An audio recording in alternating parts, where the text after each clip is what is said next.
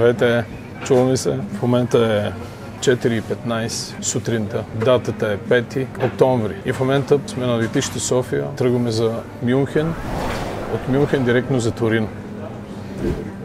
Като дете още имах така мечта един ден да бъда в Торино, защото Торино и Ювентус са ми любимите отбори. И понеже след няколко дена ми е юбилея на 13-ти, съм благодарен първо на Господа, че Бог е промислил за това.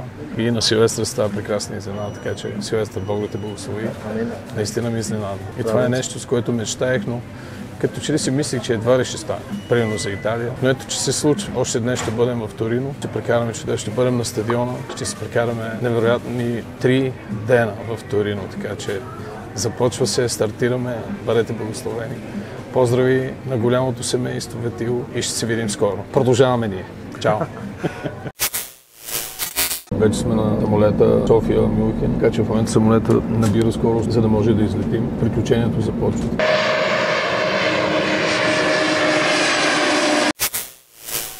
Добре, айде, че се пускаме на живо. Айде, ще се чуем пак. Айде. Преди малко слезахме от полет София-Мюнхен и понеже часовата разлика малко ни обърка и си мислихме, че сме закъсняли и викаме... Почваме да мислиме план Б, план изпуснахме си С, полет, но веднага разбрахме, че часа вместо 8 е 7, така че много добре се получи. Първото ми впечатление, скъпи приятели от Германия, че наистина е номер едно. Бях в село Южна Корея, обаче толкова подредено, летището е толкова голямо, огромно, сигурно по-голямо от градът ни от Луко, така че тук сме на немска земя, приключението продължава. Заредени сме с ентусиазъм, сме много развълнувани. Усеща се вълнението, така че вярваме тези 3 дни да бъдат толкова уникални. Lasciatemi cantare con la chitarra in mano. Здравейте, в момента сме в Торино вече и нямам търпение да опитам невероятното кафе Лаваца. Ако може отблизо да видят каймак. Невероятна Лаваца. Чакай, че фокуса нещо ми се губи. Взехме си по едно Бресто, сега ще го пробваме. Никога не съм ял. За първи път съм в Италия. Атмосферата е невероятна. От кацането, летището и всичко. Просто е уникално. Хората са толкова топли. А езика знаете, най-хубавия, най-прекрасен. Италиански. Така че, внимание, първата глътка. Торино, Италия, Лаваца.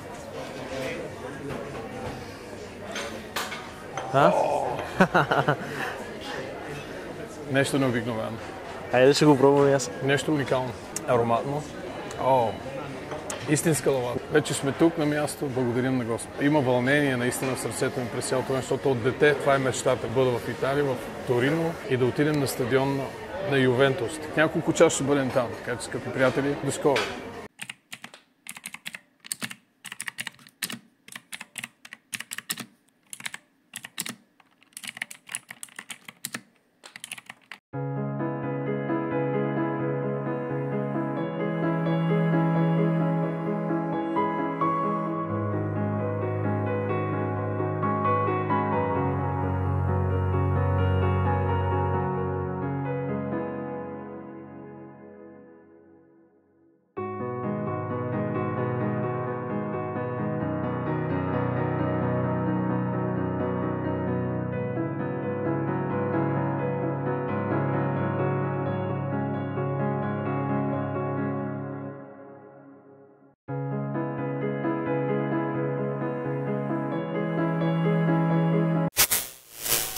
Страхотно време, вече сме в Торино, скъпи приятели, и от тук взимаме си такси, отиваме директно в хотел. Вълнението е експлозивно, аз се опитвам да го прикривам, някак си не успявам. Така че пълно вълнение, сърцето бие, има радост и сме в Италия, мечта детска, и Торино. Утре сме на Ювентус стадиум, на матча с Калери, така че очакваме победа.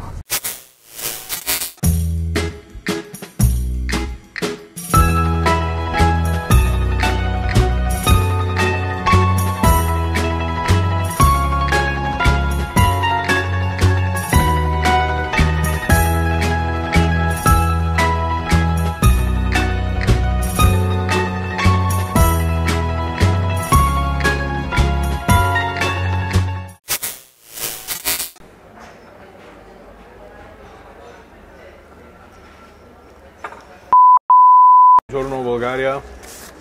Buongiorno от прекрасния град Торино. В момента сме на закуска. Часът е 9 без нещо.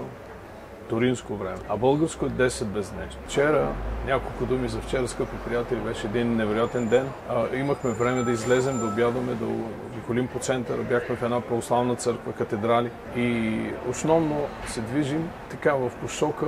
Оглеждаме се за такива интересни архитектурни сгради, но храната много ни впечатлява и много ни привлича. Храната е много уникална. Кафето, пицата и е прекрасно. Успяхме да отидем и до един супермаркет, да си взехме някои неща. Пробвахме едно хубаво италианско вино. Да ви кажа, изморени бяхме малко.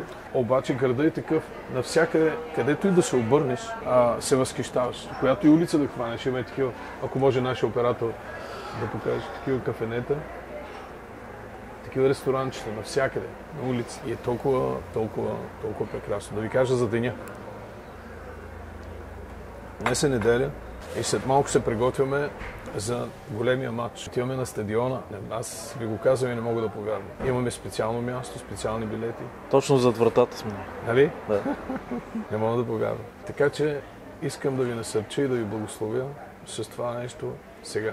Толкова е важно. Да благодаря на Господ за това, което прави сега в момента. Защото няколко дни преди да стана на 50 години, ми се случват неща, за които съм мечтал още от дете. Не знам каква е тая любов към Италия, към Ювентус, сега и Торино, невероятния град. Но накрая да ви кажа за хората. Хората са толкова, и някой ще каже, понеже сте туристи, не. Те даже не мислят за италианци. Толкова любезни, толкова внимателни, толкова сърцати. Те италианците са си такива, нали? Знаете движенията и правят нещата толкова сърдечно и всичко толкова прекрасно. Благодарим на Господа, благославяме ви и ще се видим на стадиона след малко. Здравейте, бонджорно! Бонджорно от Торино, Италия. Предаваме на живо за Луковит България, София. В момента сме на стадиона, току-що пристигнахме, взехме си едно такси и току-що пристигнахме на стадион и трябва да ви кажа, че и това споделям с Силвестър, че сърцето бие и се чувствам като едно малко дете, което се радва за сбъдната мечта. Това, което виждате, е една сбъдната мечта. Така че, не знам, просто нямам думи. Понякога оставаш нещата просто да се случват и се наслаждаваш на всеки един момент. В Торино, поздрави от Торино, Ювентус Арена. Радваме се и знаем, че сте с нас.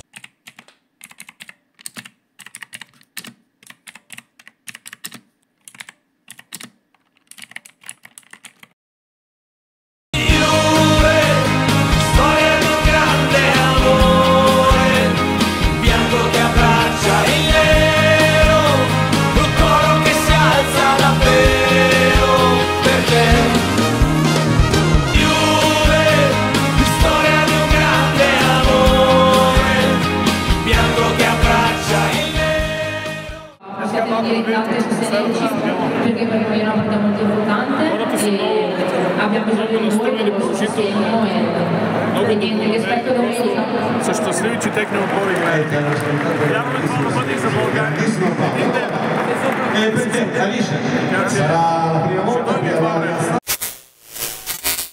Директно от стадиона, преди да започне матча, хора се събират.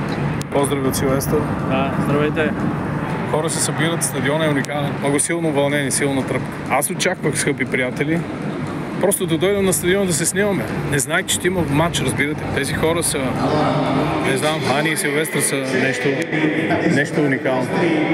Толкова съм изненадан, че не знам какво да кажа. Вълнението е толкова силно. Една детска сбъдната мечта. Започва се, скъпи приятели!